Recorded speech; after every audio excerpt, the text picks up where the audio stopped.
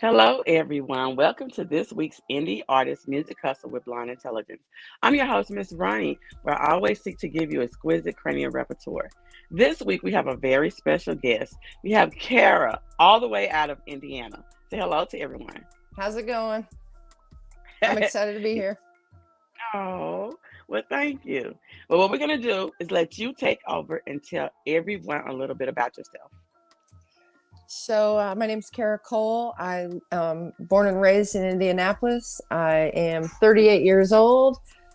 I'm currently in the middle of releasing singles up until I'm going to probably put out one or two more until the release of my EP in September. And it's Americana, folk, rock, country. It's a mix of all kinds of things. I'm a full-time musician and I have a full-time job. I run a women's sober living house. Mm-hmm. I'm in recovery from drugs and alcohol. Mm-hmm. And music's kind of been a catalyst for me in my recovery. So I'm just excited to be putting out it's my first set of professionally recorded songs. I'm recording them in Nashville. So Okay. So tell me this. You say you're a full-time musician yeah. and you work full-time. How long have you been a full-time musician? So I started playing music young. I started writing songs in my bedroom, 12, 13. I didn't know that's what I was doing. I just would write poems and then sing them. And Mm-hmm. I started playing out probably 20, 21. And then really, I was a full-time musician in my 20s when I was still using an active addiction. And then I got sober, took a break, went back to playing in another band. And that's when I started to have a proper job. Not that music's not a proper job, but I never really kept a day job.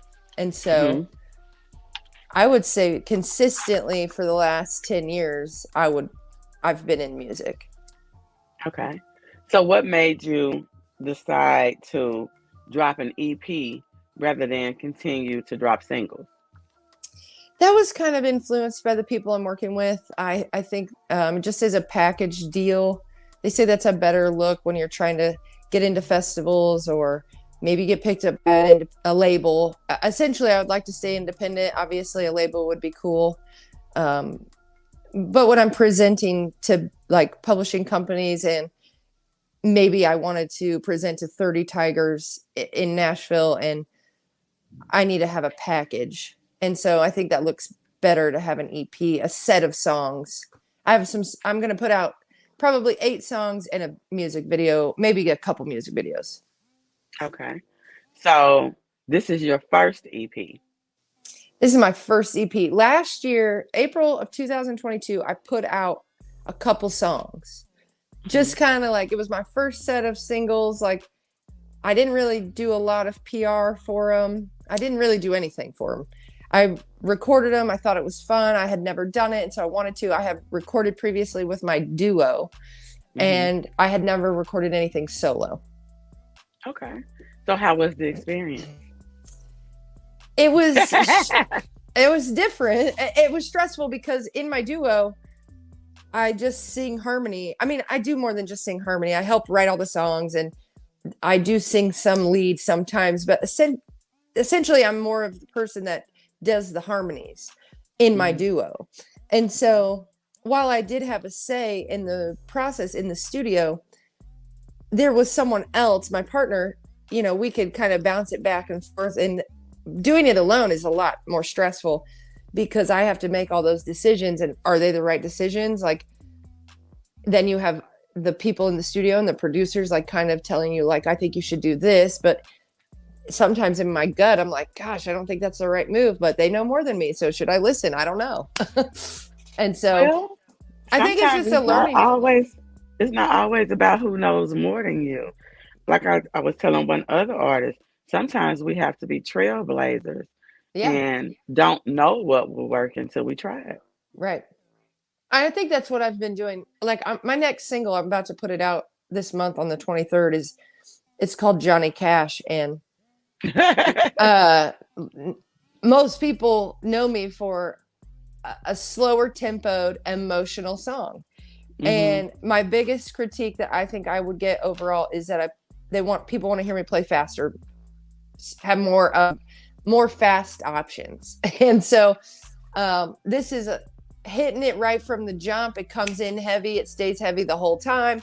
It's real Southern rock, blues, country, feels swampy to me. And it's heavy. And when I first got the demo back, the mix back, I was like, oh no, I hate this. And because I wasn't used to it. But the Hmm. more I listened to it, and like I sent it out to some people, and they're like, oh, we love this. It shows you that you can be versatile, and it brings a completely different style and vibe to the EP. And I think it was a good move. So Okay. So, what instruments do you play? I play guitar. When I play live, I play guitar. Um, I can play the piano well enough to write on it, but I could Hmm. never play it out. I could Mm. piece it together. So I just play guitar, I sing, and I write. I do a lot of Okay. writing. Tell me about your writing process. Oh my gosh. Hmm. It's such an interesting thing to be an artist or some sort of creative in any form.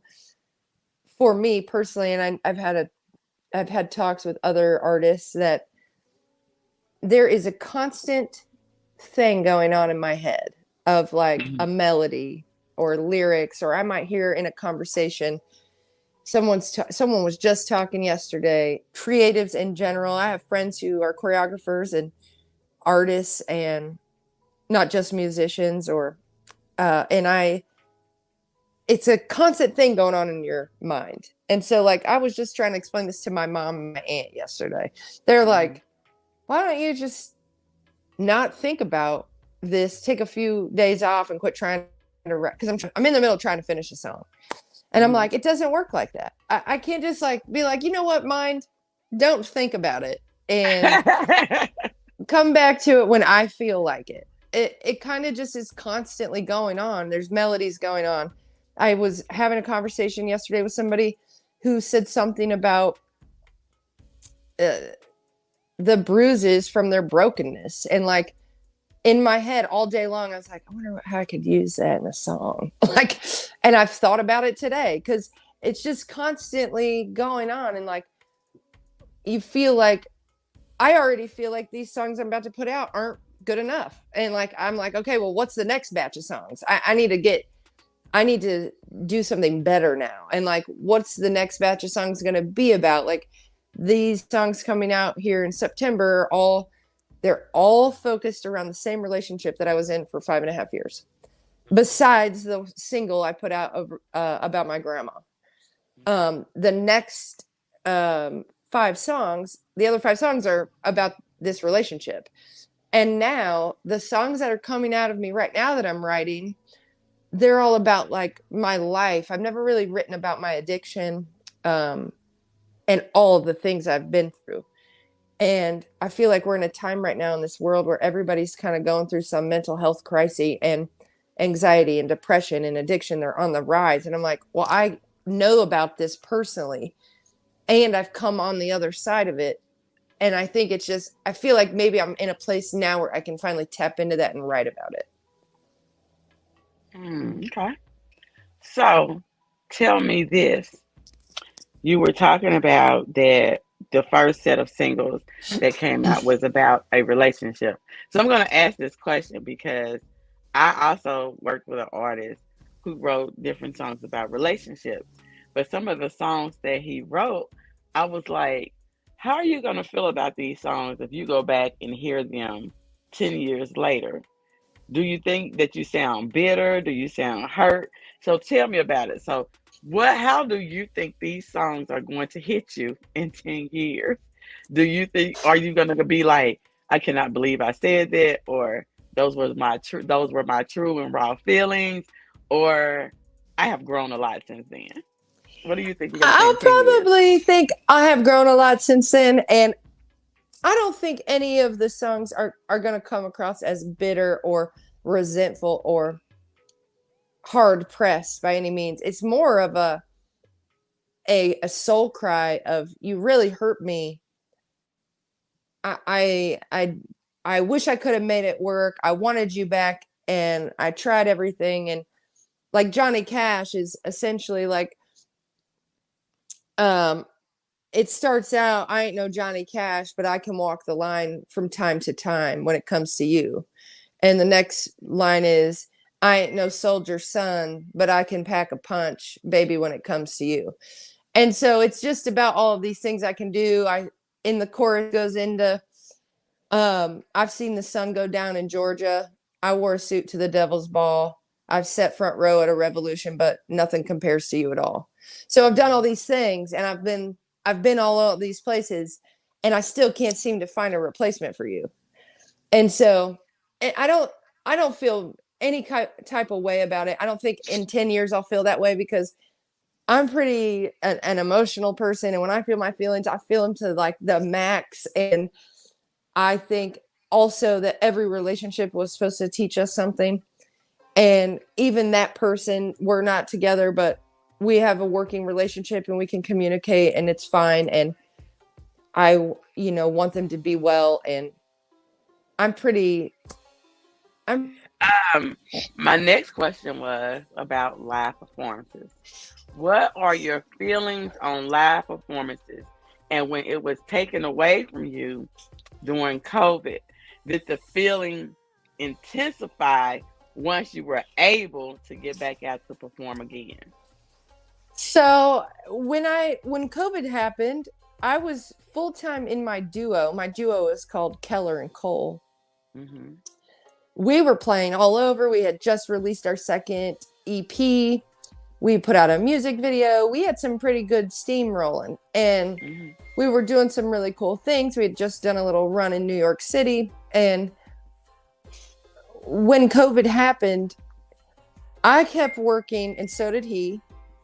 Hmm. All the venues were shut down. We tried to do some Facebook Lives a few times. Hmm. We live about an hour away from each other.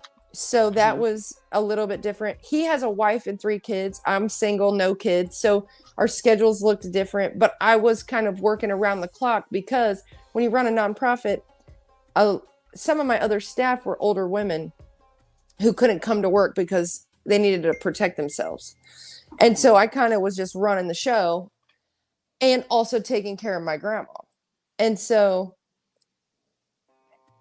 it that is when the kind of separation from my duo, not that we're broken up and we will play shows anytime if it makes sense, but once the lives went away, it felt like a piece of your identity was missing. I'm like, oh, I'm just this house manager at this women's house. Like everybody knows me as a musician, and it messes with your self-worth and your confidence, and then you don't know if you're ever going to get back. And then now I'm playing so many shows and I'm playing them solo.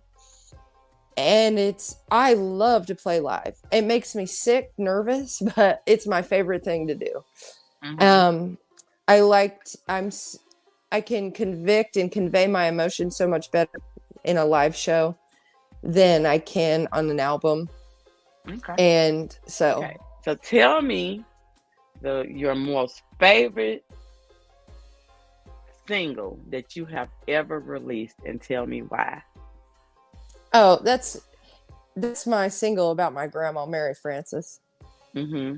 It's my favorite because my grandma was everything to me. I mean, Hmm. that was my best friend, my heart home. I worshiped the ground she walked on. All my memories involve her. It's my mom's mom. And when she got Alzheimer's, it starts out slow and then it progresses. And Hmm. when I was in active addiction, my grandma's house uh, was always open to me. She didn't care. Like I could come over there messed up or She was always calling me. She always answered her phone, like, and then when all she really ever wanted was for me to get well. And so then when I got better and her decline started to happen, I was better. And so I got to kind of take that role. We swapped roles. Mm-hmm. And I had moved into her home right before. So I moved into her home because we never wanted to put her in a nursing home. And so we wanted to make sure that I was there at night if she needed to go to the bathroom or whatever, because nobody else could lift her. And so then I stayed living in her home. She died in the living room. So she had been in the hospital. We brought her home. She was home for 3 days. She passed in the living room. So I was in there. They cleaned her up. They took her out. And I stayed living in the home for about 8.5 months. And that was a very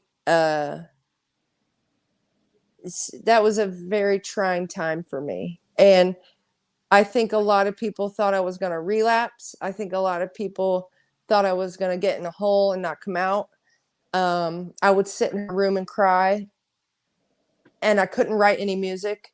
And then out of nowhere, and I never would have ever thought I would write anything remotely country. Like, that's just not my bag. You know, when you're in addiction, you know, you're running the streets. I'm not listening to country music. And I never really listened to it except old country. Growing up, you know, she loved Conway Twitty and Loretta Lynn, and I loved Janis Joplin and Billie Holiday. And, like, you know, to sit in the house that she passed in and have this melody come to my mind, and the words I just kept hearing over and over, "I'll start the coffee," because I used to say that to her. I'm like, "Nobody's giving you any coffee today?" And she'd have a cup right in front of her, and she'd be like, "No, nobody wants me to have any coffee." She was hateful sometimes. And I'm like, "Man, I can't believe it. I'll start the coffee, but talk to me. Tell me a story. What'd you do today?" But she, you know, she was hard pressed about talking because she couldn't remember what she was trying to say. Mm-hmm. So when I wrote that, I just thought, I'm writing this song. I don't know what I'm going to do with it. And then the place that I've been working with, Charlotte Entertainment Avenue in Nashville, they contacted me. They found me on Instagram, and they were like, "We love that song. We want to put a video to it. This song about your grandma." And that was all I needed to hear. And I was like, sold. Let's do it. And so now it's like she's alive. Not alive, but, you know, I got to bring her to life and, like, have this forever thing with her in it. Mm-hmm. So I thank you for coming. I would like for you to give everybody your social media handle, where they can find your music at currently, and anything that you want them to know about Carol. I just want you to check out all my music. I think you'll really like it. I have a bunch of stuff coming up. You can find me at caracole.net. Instagram is _caracole_. I'm on Spotify, iTunes, Amazon, where you can stream me. So just take a listen. I know some people are like, I don't know if that's my kind of music, but I would just give it a shot and see if you can't relate to it or connect somehow. I like the single that I heard. Good. Thank you. Okay. Well, you can find her on all streaming platforms. She gave you her handles for social media. Make sure that you follow and like her content. Remember, you can find us on all podcasting platforms. You can find us streaming live on social media. You can find us on www.blonde-intelligence.com. And if you're listening to this on rpentradio.com, you'll be able to hear Kara's single during the Freedom Mix. And we'll see you next week. Bye. Thank you. Oh, you're welcome. Hey, girl, let me tell you about this podcast. Girl, everybody has a podcast these days. But this one interviews new and interesting indie artists. It's called Indie Artist Music Hustle with Blonde Intelligence. Really? Where can I find it? It's on all podcasting platforms, streams live on social media, and on rpentradio.com. What'd you say it was called again? It's called Indie Artist Music Hustle with Blonde Intelligence. Girl, I'm gonna have to check her out. Give it a check, girl.